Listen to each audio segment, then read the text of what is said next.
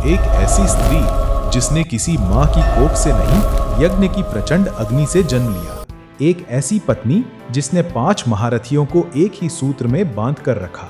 एक ऐसी नारी जिसने अपने अपमान की अग्नि को वर्षों तक अपने हृदय में धधकने दिया। और एक ऐसा प्रण जिसने इतिहास के सबसे विनाशकारी युद्ध महाभारत की नींव रख दी। ये कहानी केवल एक रानी की नहीं, ये कहानी उस दिव्य शक्ति की है जिसका जन्म ही अधर्म के अंत के लिए हुआ था। नाम है द्रौपदी, पांचाली, कृष्णा, याज्ञसेनी। नमस्कार दोस्तों, मैं हूं आपका भाई और आप देख रहे हैं शिवोम लैब। आज हम जानेंगे महाभारत की सबसे रहस्यमयी, सबसे शक्तिशाली और सबसे गलत समझी जाने वाली स्त्री की पूरी कहानी। वो रहस्य जो ग्रंथों में लिखे तो है, लेकिन जिन्हें समझने वाले बहुत कम हैं। तो चलिए शुरू करते हैं एकदम शुरुआत से।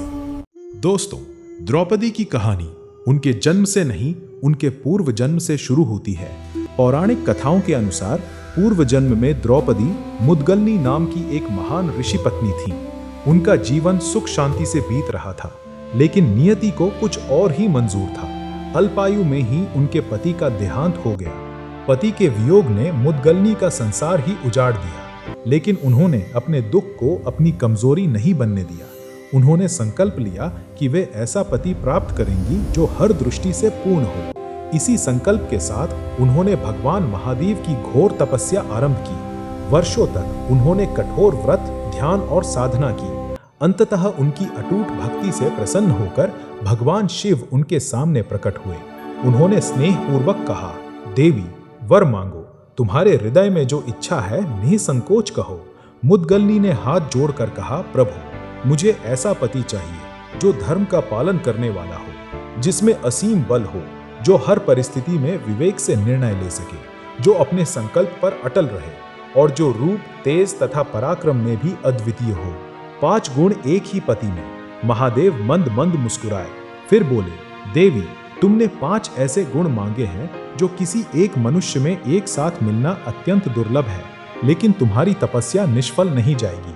अगले जन्म में तुम्हें 5 पति प्राप्त होंगे और उन 5 में तुम्हारी इच्छा का एक एक गुण विद्यमान होगा। तथास्तु। दोस्तों, महादेव का दिया हुआ ये दिव्य वरदान समय के साथ कभी व्यर्थ नहीं गया। द्वापर युग में वो भविष्यवाणी सत्य सिद्ध हुई और वही मुद्गलनी अगले जन्म में यज्ञ की प्रचंड अग्नि से प्रकट हुई, द्रौपदी बनकर।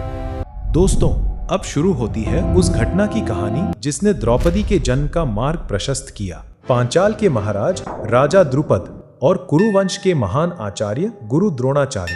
एक समय था जब ये दोनों केवल मित्र नहीं, बल्कि एक दूसरे के प्राण थे। दोनों ने एक ही गुरुकुल में शिक्षा प्राप्त की, साथ खेले, साथ सीखा और साथ ही भविष्य के सपने देखे। उसी समय द्रुपद ने द्रोण से वचन दिया था, मित्र, जब मैं राजा बनूंगा मेरा आधा राज्य तुम्हारा होगा। लेकिन समय बदल गया। द्रुपद पांचाल के सम्राट बन गए और द्रोणाचार्य निर्धनता में जीवन बिताने लगे। एक दिन द्रोण अपने उसी मित्र के पास पहुंचे, उसे उसका वचन याद दिलाने। लेकिन राज सिंहासन पर बैठा द्रुपद अपने पुराने मित्र को पहचानने से ही मुकर गया। भरी राजसभा में उसने कहा, मित्रता केवल बराबरी वालों में होती है। तुम एक निर्धन ब्राह्मण हो और मैं पांचाल का महाराज। हम दोनों की मित्रता कैसे हो सकती है? ये शब्द द्रोणाचार्य के हृदय में बाण बनकर उतर गए।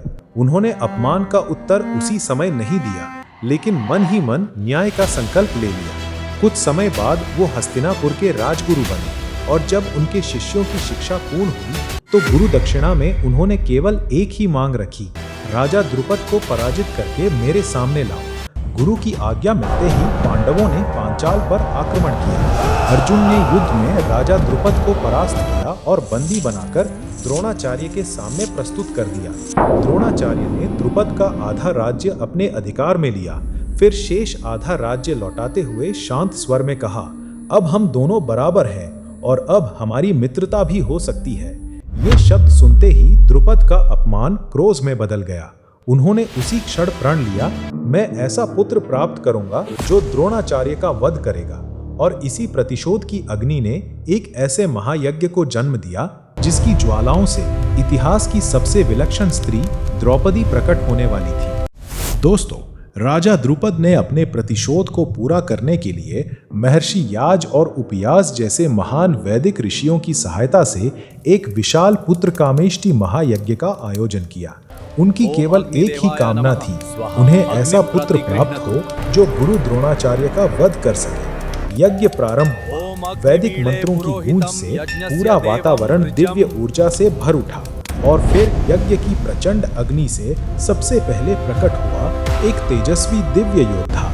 जन्म लेते ही उसके शरीर पर दिव्य कवच था, हाथों में अस्त्र शस्त्र थे और उसके मुखमंडल पर एक महान वीर का तेज चमक रहा था। वो था धृष्टद्युम्न, राजा द्रुपद का पुत्र और द्रोणाचार्य का भावी संहारक। लेकिन ये महायज्ञ अभी समाप्त नहीं हुआ था।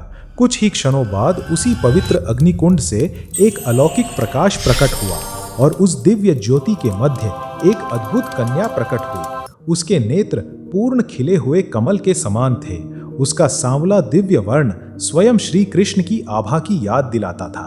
उसके ओष्ठ प्रवाल की भांति लाल थे और उसके मुख पर ऐसा तेज था मानो स्वयं देवी शक्ति ने मानव रूप धारण कर लिया हो। जैसे ही वो प्रकट हुई, आकाश में दिव्य वाणी गूंज उठी, ये कन्या अधर्म के विनाश का कारण बनेगी। युगों युगों तक संसार इसे द्रौपदी के नाम से जानेगा। दोस्तों, जो स्त्री किसी माँ की कोख से नहीं बल्कि यज्ञ की प्रचंड अग्नि से प्रकट हुई हो, वो साधारण कैसे हो सकती थी? द्रौपदी केवल पांचाल की राजकुमारी नहीं थी, वो धर्म की रक्षा और अधर्म के अंत के लिए ईश्वर की भेजी हुई एक दिव्य शक्ति थी। समय बीतता गया और अग्निजा कन्या द्रौपदी युवावस्था में पहुंची। उनके स्वयंवर का समाचार फैलते ही समूचे आर्यावर्त के राजा, राजकुमार और महारथी पांचाल नगरी में एकत्र हो गए। स्वयंवर की शर्त अत्यंत कठिन थी। ऊंचाई पर घूमती हुई मछली की आंख और उसे सीधे देखकर नहीं बल्कि नीचे जल में बने उसके प्रतिबिंब को देखकर तीर से भेदना था। एक एक करके असंख्य वीर आगे आए, लेकिन कोई भी उस परीक्षा को पार न कर सका। तभी महान धनुर्धर कर्ण आगे बढ़े। पूरा सभागार जानता था कि यदि कोई इस लक्ष्य को भेद सकता है तो वो कर्ण है। लेकिन उसी क्षण द्रौपदी ने उन्हें रोकते हुए कहा, मैं सूत पुत्र का वरण नहीं करूंगी। ये निर्णय इतिहास के सबसे विवादित क्षणों में से एक बन गया, क्योंकि उस समय द्रौपदी ये नहीं जानती थी कि जिन्हें वो ठुकरा रही है वो वास्तव में उनके अपने ज्येष्ठ देवर नहीं बल्कि कुंती के ज्येष्ठ पुत्र और पांडवों के बड़े भाई कर्ण थे। इसके बाद ब्राह्मण वेश में बैठे अर्जुन उठे। उन्होंने धनुष उठाया, प्रत्यंचा चढ़ाई, जल में बने प्रतिबिंब पर दृष्टि टिकाई और अगले ही क्षण तीर सीधा मछली की आंख में जा लगा। पूरा सभा मंडप जय घोष से गूंज उठा।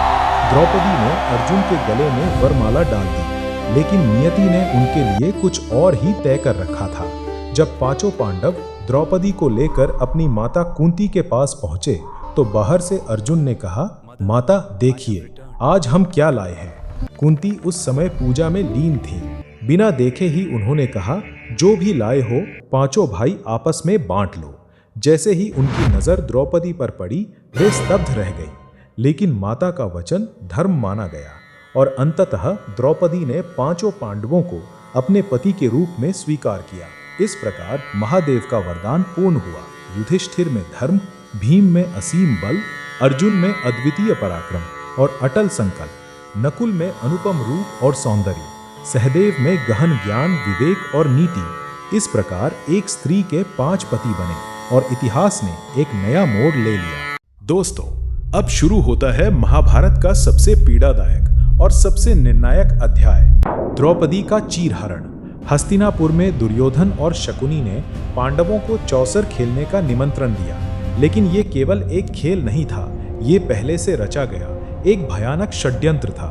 धर्मराज युधिष्ठिर जुए की बिसात पर एक एक करके सब कुछ हारते चले गए, अपना धन, अपना राज्य, अपने चारों भाई और अंत में स्वयं को भी।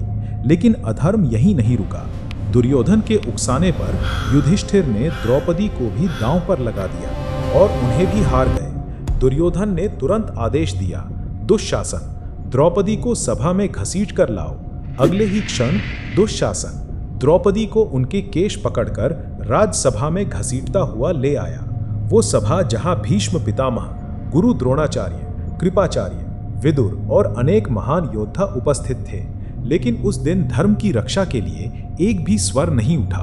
दुर्योधन के संकेत पर दुःशासन ने द्रौपदी का चीरहरण करने का प्रयास किया। द्रौपदी ने सभा में उपस्थित हर महान पुरुष की ओर देखा, लेकिन हर ओर केवल मौन था। जब संसार के सारे सहारे छूट गए, तब उन्होंने अपनी आंखें बंद कर ली और पूर्ण समर्पण के साथ पुकारा, हे माधव, हे केशव, अब मेरी लाज केवल आपके हाथों में है। और तभी एक चमत्कार हुआ। भगवान श्री कृष्ण की असीम कृपा से द्रौपदी का वस्त्र अनंत होता चला गया। दुःशासन खींचता रहा, लेकिन वो दिव्य चीर समाप्त ही नहीं हुआ। कुछ ही देर में सभा वस्त्रों के ढेर से भर गई और दुःशासन थककर वहीं गिर पड़ा। उस दिन द्रौपदी का सम्मान तो बच गया, लेकिन उनके हृदय में प्रतिशोध की ऐसी ज्वाला प्रज्वलित हो चुकी थी, जो अब केवल कुरुक्षेत्र के महायुद्ध में अधर्म के विनाश के साथ ही शांत होने वाली थी। उस दिन जब भरी सभा में उनका अपमान हुआ, द्रौपदी ने रौद्र रूप धारण किया। उनके खुले बाल तूफान की तरह फैले हुए थे, उनकी आंखों में अंगारे थे और उनके होठों पर वो प्रण था जिसे सुनकर पूरी सभा कांप उठी। जब तक दुःशासन के रक्त से मेरे इन बालों को नहीं धोया जाएगा, मैं इन्हें नहीं बांधूंगी। दोस्तों, ये केवल एक स्त्री का क्रोध नहीं था, ये अधर्म के विरुद्ध धर्म की घोषणा थी। ये वो क्षण था जिसने महाभारत के युद्ध को अनिवार्य बना दिया। 13 वर्ष का वनवास, 1 वर्ष का अज्ञातवास और फिर कुरुक्षेत्र का महायुद्ध, जिसमें अंत में भीम ने दुःशासन का वध किया। उसके रक्त से द्रौपदी के बाल धोए गए और वो प्रण पूरा हुआ। दोस्तों, द्रौपदी की कहानी केवल एक स्त्री की कहानी नहीं, ये हर उस इंसान की कहानी है जिसे अपने अधिकार के लिए लड़ना पड़ा। द्रौपदी हमें सिखाती है, अपमान को भुलाओ मत, उसे अपनी शक्ति बनाओ। द्रौपदी हमें सिखाती है, जब सारी दुनिया चुप हो तो अपने भगवान को पुकारो, वो जरूर आते हैं। और सबसे बड़ी सीख, जो स्त्री अपने सम्मान के लिए डटकर खड़ी हो जाए, वो इतिहास बदल देती है। इसीलिए जब तक महाभारत पढ़ी जाएगी, जब तक धर्म और अधर्म की बात होगी, द्रौपदी अमर रहेंगी। दोस्तों, कैसी लगी ये कहानी? अगर आपके दिल को छुई हो तो लाइक करें, शेयर करें और शिवोम लैब को सब्सक्राइब जरूर करें। ओम नमः शिवाय।